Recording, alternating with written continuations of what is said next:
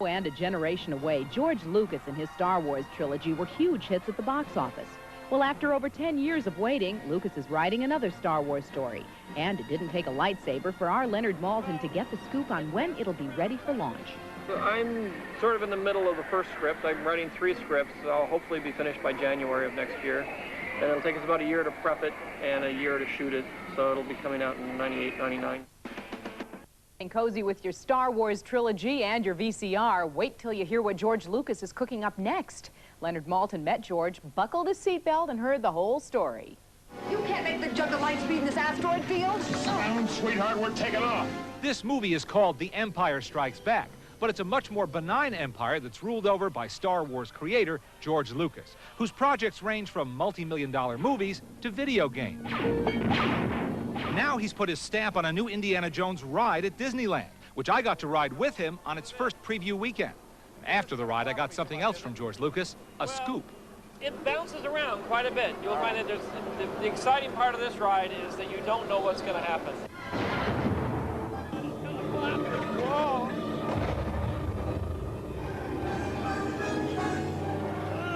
This is great.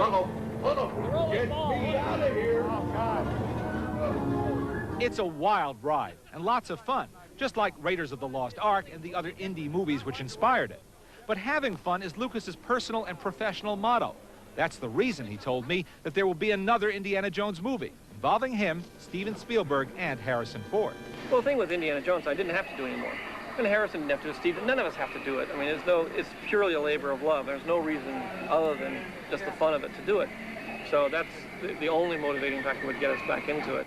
Another labor of 77 Star Wars movie and adding new footage for a projected theatrical re-release. I'm adding some scenes in that were in the original film, but because of the time constraints of having to get it released and the cost and just the technology wasn't there, I wasn't able to actually put in the movie.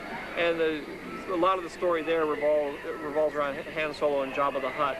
The entry into Tatooine is much more elaborate. You know, there were a lot of animals that people were riding, but they weren't going very far. Now they can actually go a lot faster, and I can make everything much more fluid. So you're using 90s effects technology to juice up your late 70s film? To do what I wanted to do in the original, but I couldn't. And yes, he's also hard at work on the next Star Wars trilogy, aimed at coming out in 1998 or 99. I've waited this long because before I couldn't have Yoda walk. I had to sort of figure out a lot of complicated ways to put him on Luke's back or to have him sit in his house or to do things.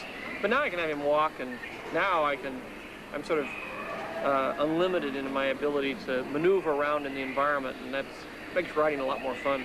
So, having created this universe and its characters and made a worldwide impact, there was one thing left I wondered about. Is there a piece of Star Wars memorabilia or merchandise that you're fondest of? Gee, I don't know. I guess probably my favorite thing is, in terms of merchandise, is the Wookiee mug.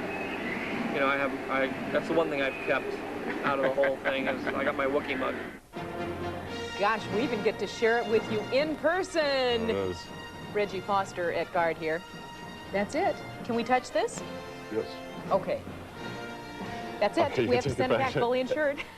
It actually looks larger in most people's hands. Thanks, Reg.